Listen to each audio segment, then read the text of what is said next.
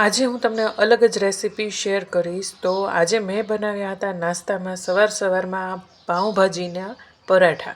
તો અત્યારે બહુ જ વાયરલ રેસીપી છે, પરંતુ મેં અહીં આ રીતે લચ્છા પરાઠા બનાવ્યા છે। તમે જોઈ શકો છો કેટલા સરસ દેખાય છે, અને જેટલા સરસ દેખાય છે એટલા જ ખાવામાં પણ ખૂબ જ ટેસ્ટી છે। તો ચાલો બનાવી લઈએ। તેને બનાવવા માટે આપણે અહીં એક વાસણ લઈ લઈશું લોટ બાંધવા માટે, અને અહીં લોટમાં આપણે કોઈ પણ પ્રકારના મસાલાનો ઉપયોગ નથી કરવાનો।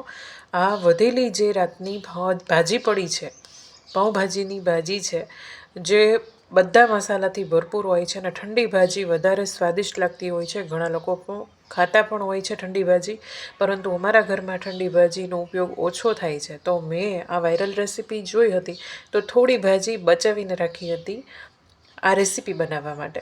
તેની માટે મેં 1 કપ ઘઉંનો રોટલીનો જે લોટ હોય છે નોર્મલ એ લીધો છે, અને તેમાં આ 1 કપ ભાજી જે પડી છે 1 કપમાં થોડી ઓછી છે એ ઉમેરી દેજો।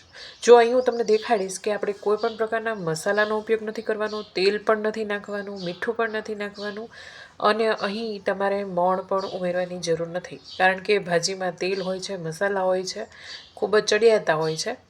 તો બહુ ટેસ્ટી એવા લાગે છે। જે રીતે આપણે પાઉંભાજીની લારીઓ ઊભા હોય અને બટર ભાજી બનતી હોય કે પાઉં છે એમાં શેકાતા હોય, એવી સુગંધ આવશે તમારા ઘરમાં જ્યારે બનાવશો ત્યારે પણ, અને ટેસ્ટમાં પણ સેમ એ જ ટેસ્ટ પણ બહુ સરસ એવા સ્વાદિષ્ટ લાગે છે।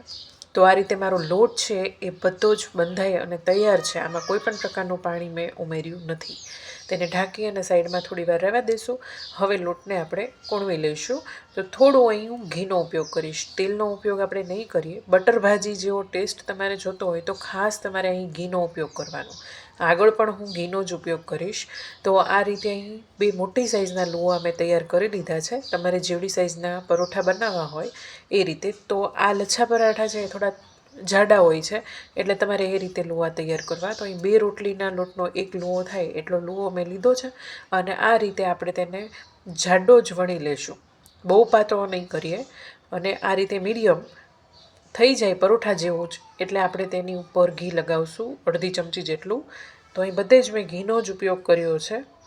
હમણાં ઘણા ટાઈમથી હું આ રેસીપી વાયરલ જોઉં છું, તો મને ઈચ્છા થઈ કે હું પણ ટ્રાય કરું કે કેવા બને છે। બધા આટલા બધા વખાણ કરે છે તો ખરેખર બહુ સ્વાદિષ્ટ બન્યા, અને તમે પણ ટ્રાય કરજો આ રીતે। હજુ સુધી મારી ચેનલને સબસ્ક્રાઈબ ન કરી હોય તો ચેનલને સબસ્ક્રાઈબ કરી લેજો આવી અવનવી રેસીપીસ જોવા માટે, અને બાજુમાં રહેલી ઘંટડીને દબાવી દેજો, જેથી મારો વિડીયો મૂકતાની સાથે જ તમને નોટિફિકેશન પણ મળતા રહે।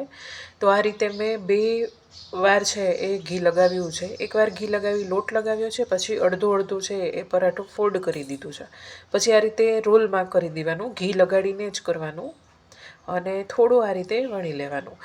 અને હવે આપણે પ્રોપર લચ્છા પડે એ માટે એક નવી ટ્રીકનો ઉપયોગ કરશું। તો આ રીતે વેલણનો સાઈડનો જે કિનારીનો ભાગ હોય છે ત્યાં આ રીતે લુઓ છે એ ગોઠવી દેવાનો, એ એટલા માટે કે લેયર છે એ એન્ડ સુધી આપણી છરી ન લાગી જાય, તો એકદમ પરફેક્ટ રહેશે। તો પાતળું વેલણ હોય તેના કિનારે આ રીતે રાખી અને જ્યાં સુધી વેલણ ટચ થાય ત્યાં સુધી આ રીતે છરીની મદદથી કટ લગાવી દેવાનો। તો આ રીતે મેં કટ લગાવી દીધો છે, વેલણને દૂર કરી લેવાનું। હવે આપણે આ લુઓ છે એ થોડો ખોલી લેશું। તો આ રીતે મેં ખોલી લીધો છે, તમે જોઈ શકો છો એકદમ સરસ લચ્છા છે, અત્યારથી જ દેખાવા લાગ્યા છે ખુલ્લેલા। તો હવે આપણે ઉપર નીચે થોડો લોટ આ રીતે સ્પ્રિંકલ કરી દેવાનો, અને એકદમ હળવા હાથે, આપણા લેયર છે એ વિખાવા ન જોઈએ, અનઇવન શેપ થશે તમારા પરાઠાનો, પરંતુ ખાવામાં છે એ બહુ ટેસ્ટી લાગશે। તળાશે એકદમ ક્રિસ્પી, અને અંદરથી એકદમ સોફ્ટ રહેશે, કારણ કે લોટ આપણે સોફ્ટ બાંધ્યો છે। તો આ રીતે ખૂબ જ સરસ રીતે આપણું છે એ વણાઈ ગયું છે, અને બીજું પણ હું આ સાથે સાથે જ વણતી જાઉં છું। તો 2 પરાઠા તૈયાર થયા છે 1 વાટકો ભાજીમાંથી, કારણ કે એટલી જ માત્રામાં આપણે લોટ અહીં ઉમેર્યો હતો। હવે ઘીમાં જ ફરીવાર શેકવાનું છે।